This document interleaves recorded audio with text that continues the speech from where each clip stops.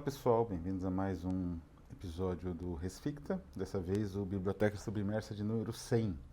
Finalmente completamos 100. Bom, o canal tem mais de 100 vídeos, né?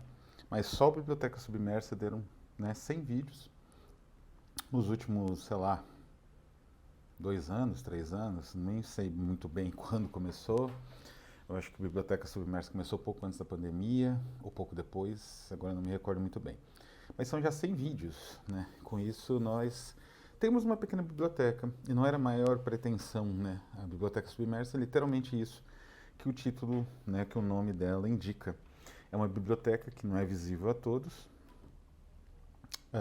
por diversos motivos, motivos que a gente viu aqui, motivos políticos, de cancelamento, motivos morais e éticos, em alguns casos, motivos de polêmica, visões polêmicas demais que não são aceitas. É uma biblioteca então invisível que a gente erigiu, né, nesses meses até o número 100, que já é, digamos assim, disponível. Muita coisa, evidentemente na Biblioteca Submersa não há livros a rafos, mas muita coisa que a gente acabou traduzindo. Muita coisa que, digamos assim, está no catálogo Rafos indiretamente, como tradução, por exemplo. Né? Assim foi Xiradok, assim foi Jonathan Wood, que também está no Conversa sobre Tradução. E chegamos ao número 100, nada mais adequado do que abordando Gravelarks, Jean Cressadlo. Essa edição maravilhosa. Eu já vou falar da edição, é lindíssima, né? Isso aqui é, na verdade, uma sobrecapa. Opa. A capa é essa aqui. É uma cena, né, do livro. Muito bem acabado, né? Guarda lindíssima. Enfim.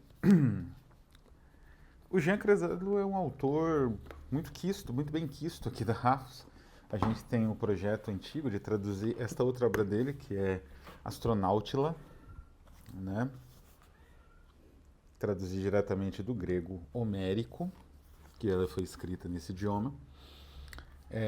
Um dia a gente vai fazer isso. A tradução do inglês também está com um scholar de Oxford realizando, né? Publicou alguns artigos e tal.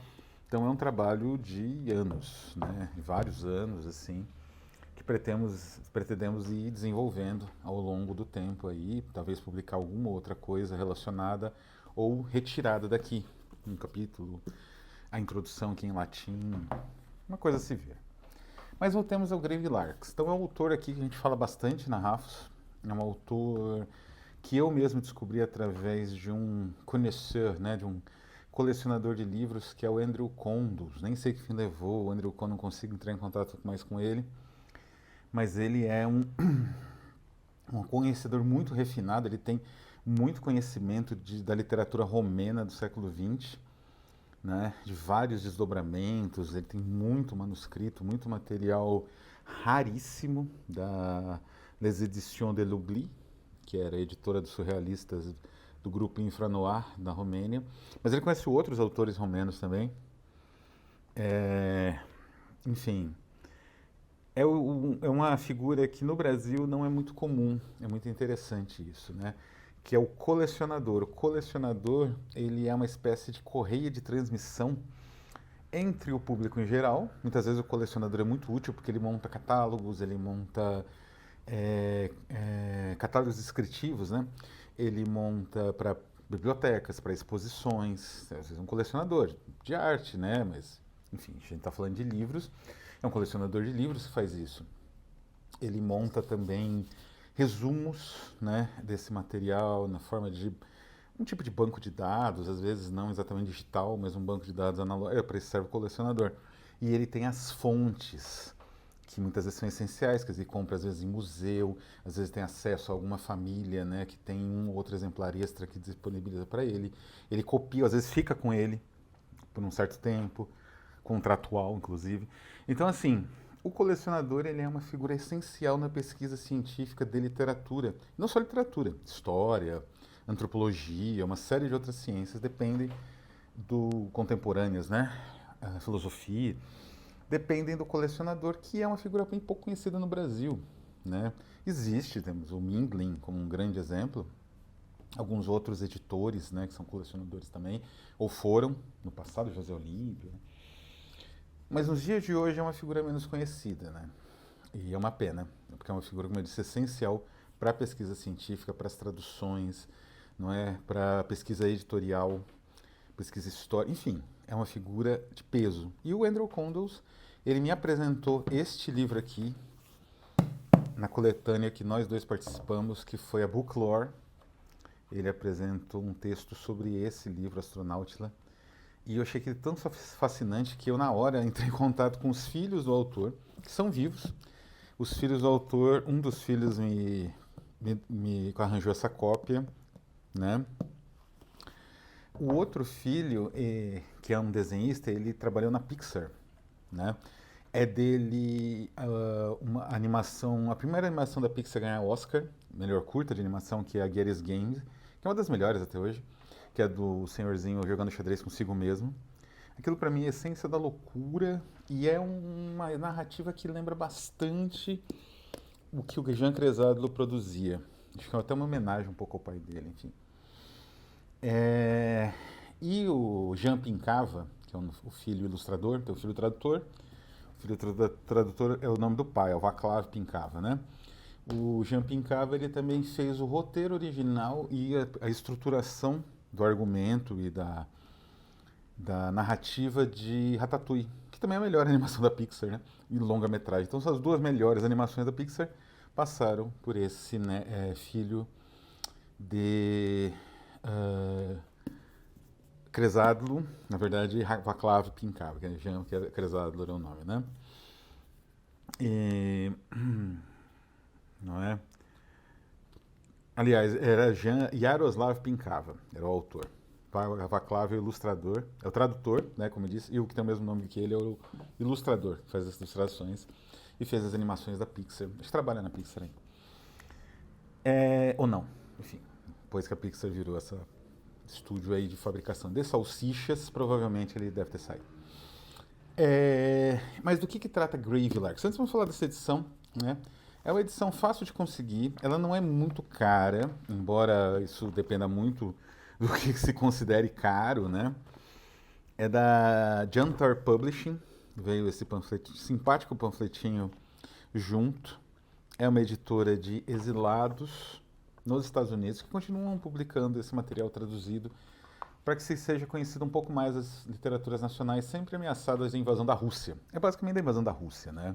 Que é o grande país ali que vai absorvendo, vai fagocitando os países menores e eles nunca conseguem uma literatura muito, digamos assim, muito sustentada, né? Porque muitas vezes é suprimida até o idioma que eles falam, ou então é buscado um outro idioma. Então é a Jantar Publishing, acho que é dos Estados Unidos, inclusive, né? Muito material bom eles publicam, né? Desses autores do leste europeu, mais ou menos na mesma pegada da Twisted Spoon, né, que eu já mencionei aqui neste quadro, e é uma das melhores editoras, também mencionei no quadro das editoras malditas, né? É uma das que a Twisted Spoon eu considero uma das melhores editoras do mundo, do ponto de vista de catálogo, de curadoria e de qualidade gráfica, né, de Praga. O livro, então, é traduzido pelo filho, Vaclav Pincava, e antes de eu falar necessariamente agora do livro, é interessante comentar essa ideia da literatura tcheca. O Franz Kafka, no livro recente, que é a publicação da Ex Machina da Rafus, que logo vai estar aí chegando nos colaboradores do Catarse, né? O livro é sobre o material do Kafka que sobrou, né, da maneira como ele lidou com o seu espólio, os espólios de Kafka, né? Esse livro traz um texto muito interessante que é sobre literaturas pequenas. Existe uma interpretação dele muito boa também dos filósofos Deleuze e Guattari, que chama Por uma Literatura Menor. Eles pegam basicamente esse texto do Kafka, Nisso eles eram muito bons, né? O- especialmente o Deleuze, o Guattari também. E várias ideias não eram deles. A própria ideia do anti-Édipo é uma ideia que vem do grupo Infranoir da Romênia. Mas eles sabem disso, eles pegam isso e sabem trabalhar muito bem para desenvolver essa ideia, né? Defendendo a antropofagia que eu comentei no vídeo passado. Bom, o que acontece com a literatura menor? É um ensaio curto do Kafka, mas tão denso que não à toa o Deleuze e Guattari transformam numa poética. O que acontece? O Kafka ele percebia que tanto a literatura Yiddish, que aí ele trabalhava com o teatro Yiddish, quanto a literatura tcheca eram literaturas frágeis, eram literaturas sem um norte muito definido, eram literaturas limitadas diante de uma literatura alemã, que tinha uma personalidade muito marcante, que tinha autores, um rol, um cânon de autores muito bem definido, com muitos estudos, né? Como Goethe, como Schiller, como Hölderlin, como Novalis e por aí vai, né? Isso aí desde, sei lá, do Barroco, desde a Idade Média, né? Desde Parsifal, ou seja, é uma literatura muito forte, né? É uma grande literatura. A literatura pequena é o contrário, é aquela literatura que justamente por fazer parte de países marginalizados ou que nunca tiveram uma independência formal, tinham que falar um idioma de outro país. Esse é o caso da Tchecoslováquia, né? Da terra natal do Kafka. E é o caso do Yiddish, que é uma espécie de hebraico misturado com alemão e vários outros idiomas, que cria aquilo que num outro texto que está no mesmo livro, da Rafus Prez e da Ex Machina, ele chama de jargão. Não é? Quer dizer, é uma gíria, quase um patuá, né, de diferentes idiomas, é uma gíria de marginais, assim. E o Kafka gostava disso, apreciava isso, porque isso construía um modelo dialeticamente oposto e válido ao modelo da grande literatura, que ele também não negava. Ele só tentava entender como que essas pequenas literaturas conseguiriam sobreviver, quais mecanismos eram possíveis. E ele estabelece isso nessas notas curtas, né? Que eram, infelizmente, ficou inacabado, mas provavelmente era um modelo de uma poética de literaturas menores que ele estava desenvolvendo e que o Deleuze e o Guattari persistiram mais ou menos a partir da interpretação deles mesmos. O Pincava, ou digo, o Cresado, mas era Pincava, né? O Cresado, vamos chamar ele pelo pseudônimo que ele utilizava nos livros, o Jean Cresado, ele é a representação e exemplificação disso, dessas literaturas menores que elas precisam lutar para sobreviver, que elas necessitam construir uma estrutura muito complexa, né? De relações e tudo mais dentro do próprio idioma, de evocações, né, de estruturações dentro do próprio idioma, levando o idioma meio que ao limite. Ele fala disso quando ele comenta do teatro Yiddish, o Kafka, né? Você leva o idioma meio que quase ao limite para você conseguir, né? As pessoas quase não compreendem o que elas estão assistindo, porque afinal não é alemão, não é tcheco, é alguma coisa no meio do caminho. E é assim que funciona. Essa literatura é uma literatura de emoções fortes, é uma literatura de sobressaltos, né? É uma literatura de clandestinidade, porque você não sabe quando essa literatura vai ser autorizada, esse idioma vai ser autorizado a ser usado nesse país. Se de repente uma invasão, as pessoas dizem que há muitos russos ali, ou alemães, ou o que seja, invadem o lugar e o idioma passa a ser o do invasor. Como aconteceu 2 vezes, quando os alemães invadiram e quando os russos invadiram, né? A União Soviética. E o Cresado, então, mais ou menos, ele deve talvez ter lido, né? Porque esse daqui já é do final dos anos 70, esse livro. Provavelmente ele leu o Kafka, já tinha sido publicado, inclusive a própria interpretação do Deleuze já tinha saído, acho que 70 e poucos. E ele segue exatamente essa ideia, né?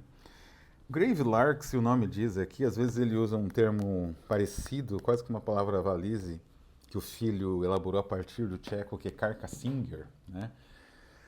O Grave Lark é uma espécie de cantor ou um músico que se apresenta em velórios, né? Ele é contratado para fazer uma música religiosa de ambientação no velório.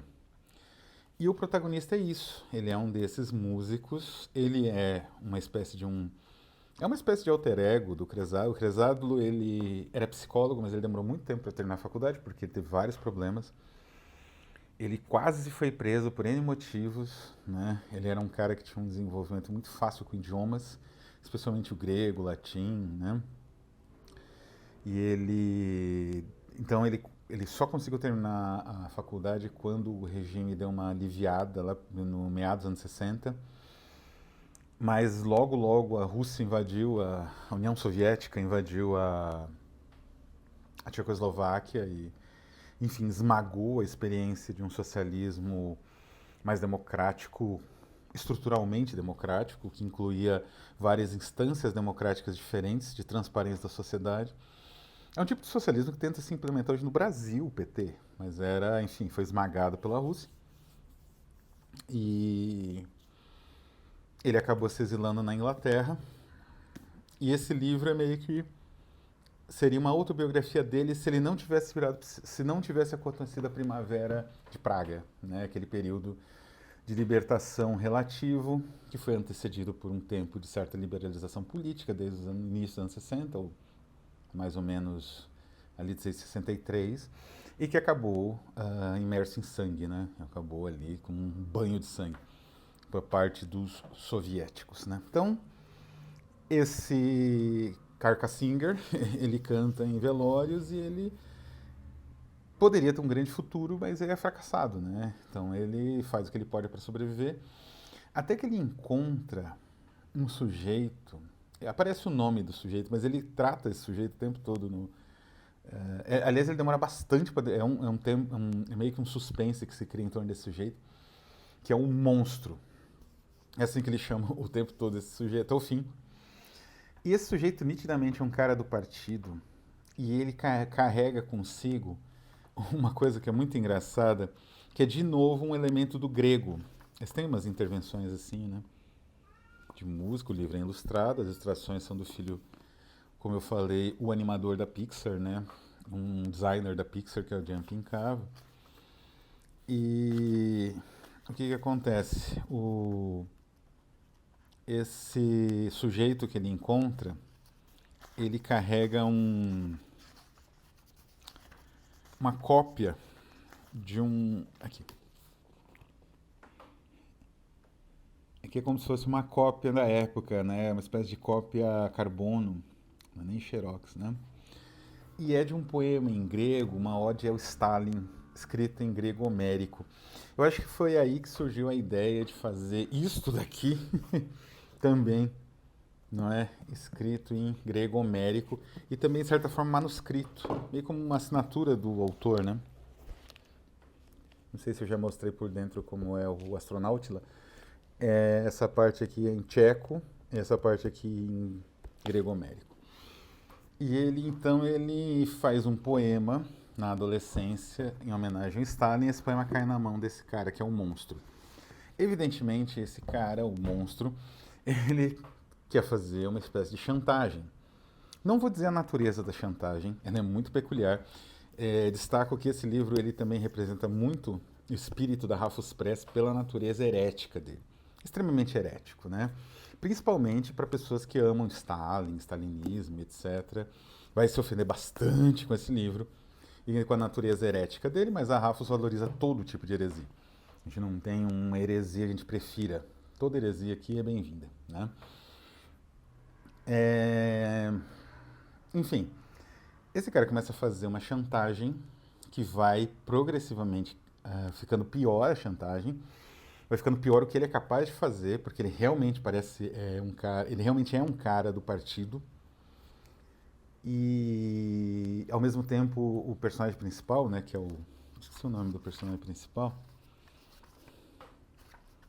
o Ziderad, eu acho. Ele tenta descobrir, como eu falei, quem que é esse cara, né? Tenta descobrir é o Ziderad, né? Tenta descobrir quem é esse sujeito e tal, e ele sempre fica difícil, ele não consegue, não tem recursos, é pobre, né? E aí a narrativa vai descrevendo toda a sociedade tcheca que vivia sob o jugo de Stalin, assim, na época do Gottwald. que foi o líder comunista. Esse Guttwald ele é curiosíssimo, ele morreu no dia que o Stalin morreu, ou um dia depois, uma coisa assim. Tanta tristeza dele, com a perda do seu amado líder, amado chefinho. Então, nesse período do Guttwald, que foi, acho, o período mais sombrio da Tchecoslováquia, é um período de muita perseguição, inclusive perseguição religiosa e étnica. Judeus e outras etnias eram muito perseguidas na Tchecoslováquia, né? Eram unidas as duas repúblicas, Eslováquia e Tchequia. E ele mostra todo esse cotidiano também de degradação. Não é só assim, corrupção, né, no sentido que a gente utiliza muito, a direita, a extrema-direita especialmente utiliza muito. Não, aqui é degradação. As pessoas se degradam para sobreviver, para ter dinheiro, para não ser denunciado para o partido. As pessoas se degradam. Elas fazem o que é necessário para sobreviver um pouco mais. Não é um nível. E a degradação, ela é meio que aos poucos vai sendo até acomodada, né? As pessoas se acomodam à degradação. Então é um romance sobre isso. Então ele é absolutamente genial. É um material que eu tenho vontade de traduzir pela Rafus, não é? Ele é muito engraçado, ele tem um sentido de ironia que é muito profundo, não é? Como disse, não sobra muita coisa. Até mesmo opositores também do stalinismo, mas que tinham uma certa posição no governo e acabaram tendo mesmo, né, depois que caiu o comunismo, como Václav Havel, eles são impiedosamente trucidados pela crítica do Cresado, que era um autor íntegro e, digamos assim, um herético de raiz, né, um herético que nunca abandonou os seus princípios, suas idiosincrasias e heresias. Então esse é o nosso 100º livro. Espero que vocês tenham apreciado esses 100 livros da nossa biblioteca maldita, né? Nossa biblioteca de hereges, de subversivos, né? Que não respeitam sistemas políticos bonzinhos, utópicos, né? Também não existe isso aqui na Rafus Press. Então é isso, vou ficando por aqui. A nossa campanha os pré-rafaelitas chegando ao final, aos pouquinhos, está avançando. Se a gente espera pelo menos fazer 50%, então a gente conta com a ajuda de todos que puderem dar uma contribuição, qualquer contribuição, nem que seja um livro, depois compra os outros. Isso já é importantíssimo dentro aí da estrutura do Catarse e para realmente a gente continuar o nosso trabalho. Então é isso, um abraço a todos e até a próxima.